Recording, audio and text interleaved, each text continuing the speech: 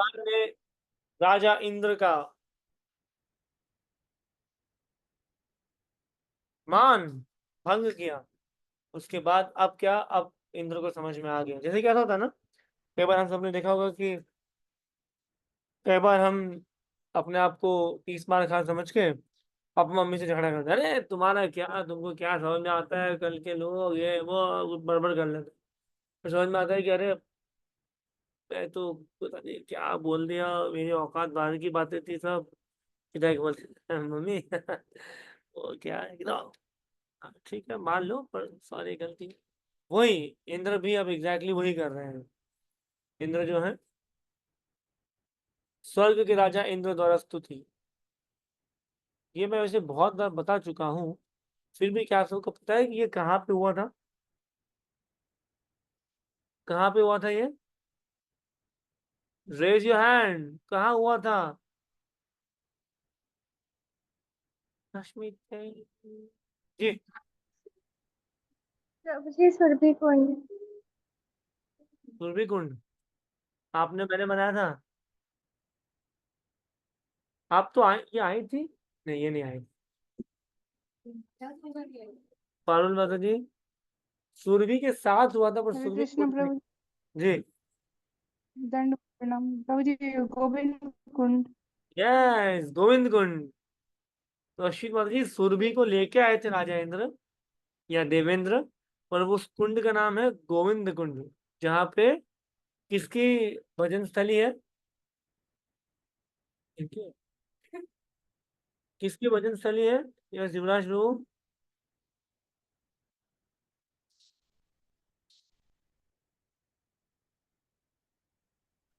हरे कृष्ण प्रभु जी, दंडवत प्रणाम प्रभु जी, माधवेंद्रपुरी जी की। माधवेंद्रपुरी जी की। सो हमारे घर के पड़ोसी तो है नहीं, तो श्रीपाद माधवेंद्रपुरी जी, और इस है ना? बिकॉज हम वैष्णवास को रिस्पेक्ट देना चाहिए। जब कृष्ण ने गोवर्धन पर्वत उठाकर इंद्र के कोप से वृंदावन वासियों को बचा लिया, तो उनके समक्ष गोलोक वृंदावन से सुरभि आए तथा स्वर्ग के राजा इंद्र प्रकट हुए। स्वर्ग के राजा इंद्र को कृष्ण के प्रति किए गए अपराध का ज्ञान था, अतः वह चुपके से एक निर्जन स्थान पे उनके समक्ष प्रकट हुआ। ओह देवेंद्र, आ गए तुम! वह तुरंत ही कृष्ण के चरण कमलों पर गिर पड़ा।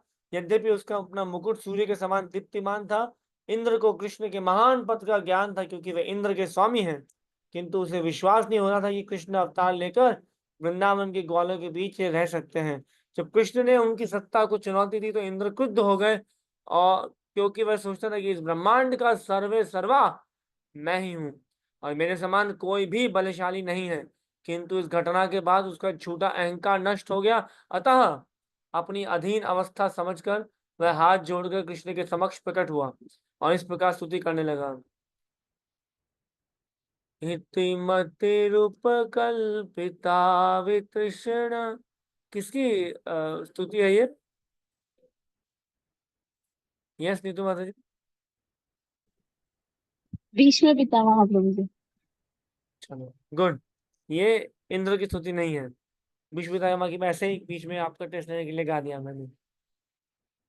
हे प्रभु, मैंने झूठे अहंकार के वश में होकर सोचा कि आपने ग्वालों को इंद्र यज्ञ करने से रोका और मेरा अपमान किया है। आप स्वयं यज्ञ की सारी सामग्री का भोग करना चाहते हैं। मैंने सोचा कि आप गोवर्धन पूजा के नाम पर मेरा भाग ग्रहण कर रहे हैं, अतः मैंने आपके पद को गलत समझा। अब आपकी कृपा से मैं समझ पाया हूँ कि आप परमेश्वर श्री भगवान और समस्त भौतिक गुणों से परे हैं। आपकी दिव्य स्थिति विशुद्ध सत्व की है, जो सतोगुण के पद से ऊपर है, और आपका दिव्य नाम भौतिक गुणों के उत्पाद से परे है। आपके नाम यश रूप गुण सात सामग्री और लीला सभी इस प्रकृति से परे हैं, और तीनों गुणों का इन पर कोई प्रभाव नहीं पड़ता। आपका धाम उसी को प्राप्त होता है जो कठिन तपस्या करता है, जो रजो तथा तमो गुणों के प्रभाव से मुक्त रहता है। और जो हाँ, यदि कोई सोचता है कि जब आप इस जगत में अवतरित होते हैं तब आप प्रकृति के गुणों को स्वीकार करते हैं, तो वह भ्रम में है। ओके, एक्सप्लेन भगवान के दो नाम। गुणातीत एंड निर्गुण। व्हाट इज गुणातीत एंड व्हाट इज निर्गुण? दोनों कृष्ण के नाम हैं। कैमरा ऑन के साथ हम, okay, first Ashmeet and then Neetu माता जी। यस।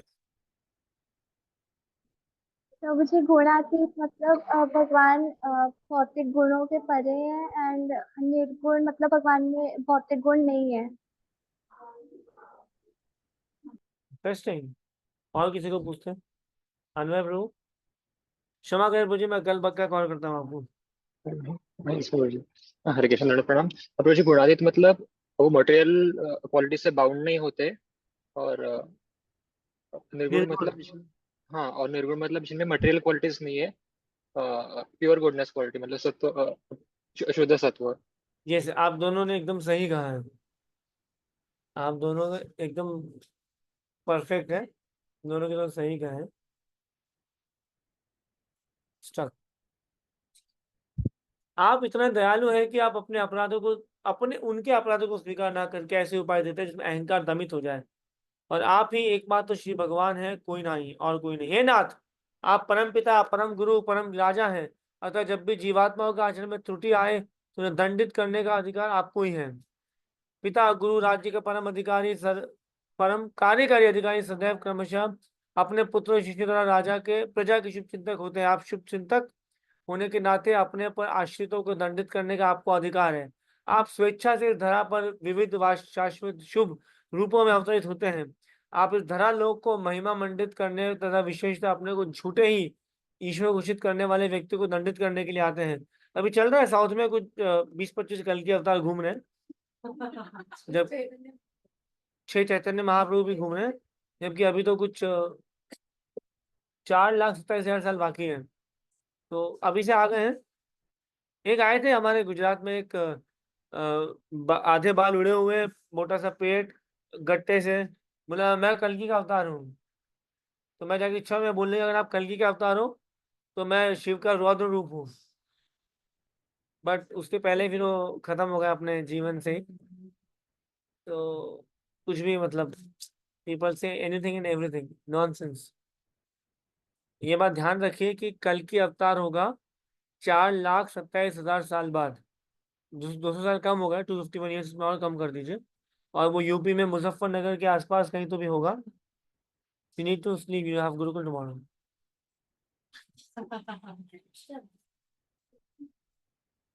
और उनके माता पिता का नाम भी है, माता का पिता का नाम विष्णु समथिंग है, वो मैं आपको पढ़ के बता दूंगा नेक्स्ट टाइम। पिता, गुरु वगैरह वगैरह। इस भौतिक जगत में समाज का सर्वोच्च नायक बनने के लिए विभिन्न प्रकार के जीवों में निरंतर स्पर्धा चलती रहती है, किंतु नायक नायकत्व का उच्च स्थान न प्राप्त करने के कारण वे मूर्ख हताश होकर अपने को ईश्वर या भगवान मान लेते हैं। इस संसार में मेरे जैसे मूर्ख हैं, मेरा मेरे बारे में कह रहा हूं। किंतु कालांतर में जब उन्हें ज्ञान होता है तो आपकी शरण में ग्रहण करते हैं, उन्हें आपकी सेवा में आपको अपने आप को लगा देते हैं। आपसे ईर्ष्या करने वाले व्यक्तियों को आपको दंडित करने का यही कारण है। हे भगवान, मैंने आपकी असीम शक्ति को जाने बिना अपने भौतिक ऐश्वर्य के अहंकार के कारण आपके चरण कमलों के प्रति महान अपराध किया है। अतः हे भगवान, आप मुझे क्षमा कर दें, क्योंकि मैं पहले दर्जे का मूर्ख हूँ। भगवान मेरे लिए भी सेम, मैं और इंद्र एक जैसे ही हैं। अतः हे भगवान, आप मुझे कृपया मुझे आशीर्वाद दे कि जिससे मैं पुनः ऐसा मूर्खतापूर्ण कार्य ना करूं। यदि आप सोचे कि मेरा अपराध इतना बड़ा है कि क्षमा नहीं किया जा सकता, तो मेरी प्रार्थना है कि आपका शाश्वत दास बना रहूं। इस जगत में आपका अवतरण आपके शाश्वत दासों की रक्षा करने तथा उन शत्रुओं का विनाश करने के लिए होता है जो महान सैन्य शक्ति रखकर पृथ्वी को अपने भार से बोझिल बनाते हैं। मैं आपका शाश्वत दास हूँ, अतः मुझे क्षमा कर दें। हे नाथ, आप परम भगवान हैं। मैं आपको सादर नमस्कार करता हूँ, क्योंकि आप परम पुरुष तथा परमात्मा हैं। आप वसुदेव के पुत्र तथा शुद्ध भक्तों के स्वामी परमेश्वर कृष्ण हैं। कृपया मेरा दंडवत प्रणाम स्वीकार करें। आप साक्षात परम ज्ञान हैं और आप स्वेच्छा से कहीं भी अपने किसी भी एक नित्य रूप में अवतार ले सकते हैं। आप सृष्टि के मूल कारण तथा समस्त जीवों के परमात्मा हैं।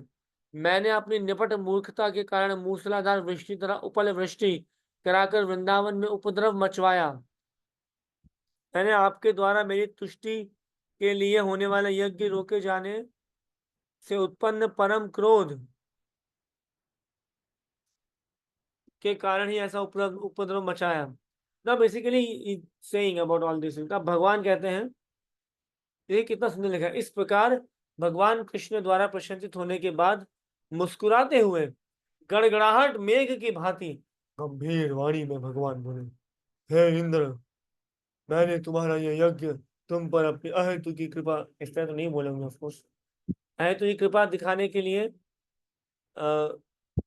कृपा दिखाने और तुमको ये स्मरण दिलाने के लिए कि मैं तुम्हारा शाश्वत स्वामी हूँ, रोक दिया है। मैं न केवल तुम्हारा अपितु अन्य सारे देवताओं का भी स्वामी हूँ। तुम्हें यह स्मरण रखना चाहिए कि तुम्हारा सारा भौतिक ऐश्वर्य मेरी कृपा के कारण है। कोई भी व्यक्ति स्वतंत्र रूप से ऐश्वर्यवान नहीं बन सकता, अतः मेरी कृपा होनी चाहिए। हर व्यक्ति को सदैव स्मरण रखना चाहिए कि मैं परमेश्वर हूँ। मैं किसी भी पर भी कृपा कर सकता हूँ और किसी को भी प्रताड़ित कर सकता हूँ, क्योंकि मुझसे श्रेष्ठ कोई नहीं है। यदि मैं देखता हूँ कि अहंकार के वशीभूत कोई हो चुका है, तो उस पर अपनी अहेतु की कृपा दिखाने के लिए उसका सारा वैभव हर लेता हूँ। यह ध्यान देने योग्य है कि कृष्ण कभी कभी धनी व्यक्ति को अपनी शरण ग्रहण करने के लिए उसका सारा ऐश्वर्य हर लेते हैं, और यह भगवान की विशेष अनुकंपा है। कोई एग्जाम्पल दे सकते हैं किसी धनी व्यक्ति का भगवान ने सब छीन लिया हो?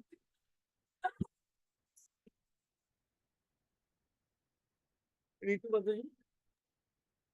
हरे कृष्ण प्रभु जी, धन्यवाद, प्रणाम। यस प्रभु जी, मतलब धनी व्यक्ति मतलब श्रील प्रभुपाद का एग्जांपल है कि श्रील प्रभुपाद के पास फैक्ट्री कितना परफेक्ट था, बट परफेक्ट परफेक्ट। कृष्ण ने सब ले लिया। Anyone else? उत्सव प्रभु यही हरे कहने कृष्ण प्रभु जी, दंड प्रणाम। हाँ, सेम ही था, प्रभुपाद ही आए सबसे पहले में। वाला। Okay, all the hands down.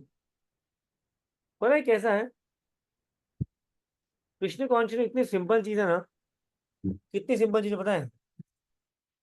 बलि महाराज के राज्य में आएंगे वामन देव, और क्या बोलेंगे? सिर्फ 3 पद।